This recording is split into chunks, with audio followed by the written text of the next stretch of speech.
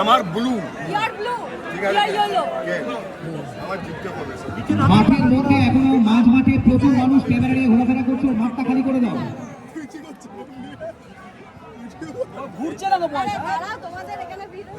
মাঠটা খালি করে দিন, মাঠটা খালি যতক্ষণ না হবে ততক্ষণ আমরা টাইব্রেকার করতে পারবো না। দলীয় সমর্থক এবং দর্শকদের বলবো মাঠটা খালি করে দিন। এতক্ষণ আপনারা যেভাবে আপনারা নিজেরা দেখুন এবং অন্যদেরকে খেলা দেখতে সাহায্য করুন।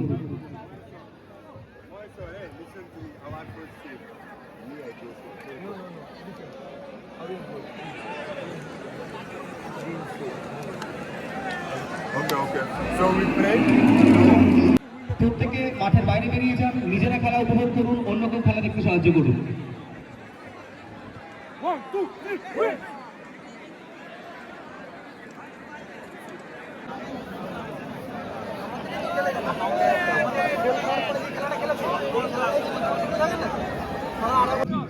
আমরা আপনাদেরকে প্রত্যেককে অনুরোধ করছি মাঠের বাইরে চলে যান, সাইড লাইনে বাইরে চলে যান, নিজেরা খেলা দেখুন, অন্যদেরকেও খেলা দেখতে সাহায্য করুন। আপনারা মাঠের মধ্যে চলে আসলে পিছনের সারির দর্শকদের খেলা দেখতে অসুবিধা হয়, তাই মাঠটা আপনারা খালি করে দিন। প্রথম শটটা নিচ্ছে এবং দেখতে পাচ্ছি ওই ক্রিপ্টো বলের কাছে কোথায় মেরেছিস? মহেশ্বর তৈরি অত বড় বার তুই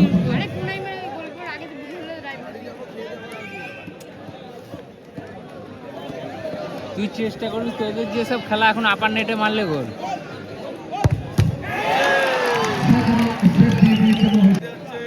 ডিপ-11 কাছে তারপরে কিন্তু একটা সুযোগ তৈরি হয়ে গেল।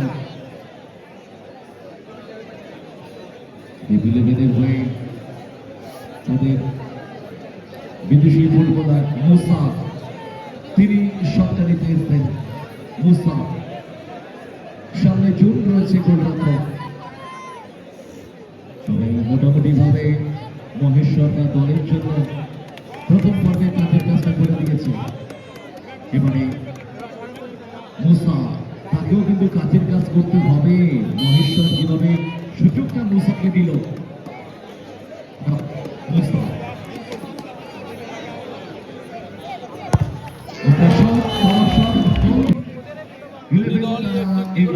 প্রথম শটের ক্ষেত্রে 100 টিম চ্যানেল শট পেয়ে যেতে পারে।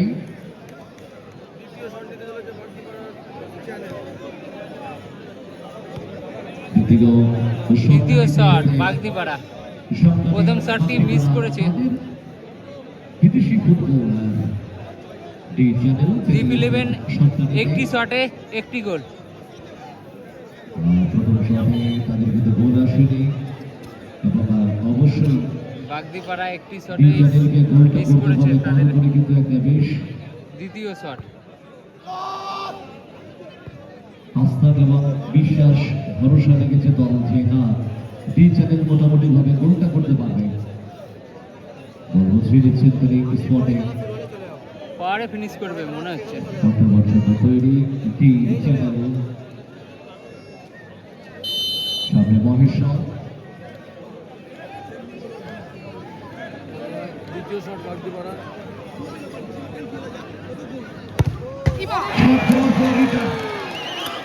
আটকে গেল। অর্থাৎ এই গোলটা করতে পারলে আর কোন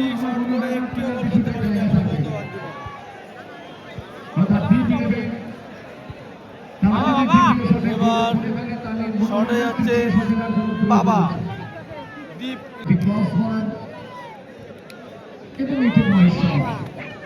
ফাইনালি আগে বলেছি মহেশ্বর ভালো ফর্মে আছে।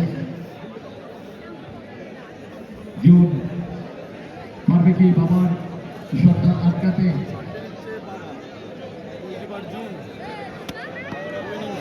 শটটা হচ্ছে তৈরি বাবা, গোল করলেই ম্যাচ উইন। গোল করতে পারলে সেমিফাইনাল।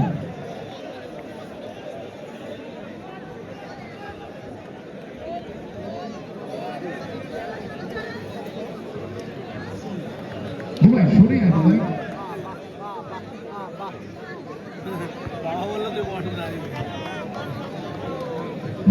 বাবা বললে তুই বল ধরবি, যা ধরবি ধর। উইনিং শট, অর্থাৎ গোল করতে পারলে তৃতীয় শটের আর কোনো ভ্যালু নেই। কি বলছো বুঝে যাচ্ছে না তো। শটে বাবা সামনে জুন,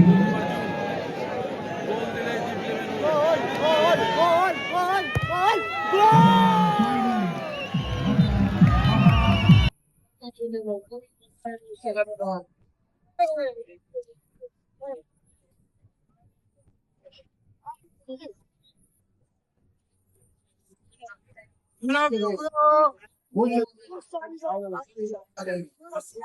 জিতবে।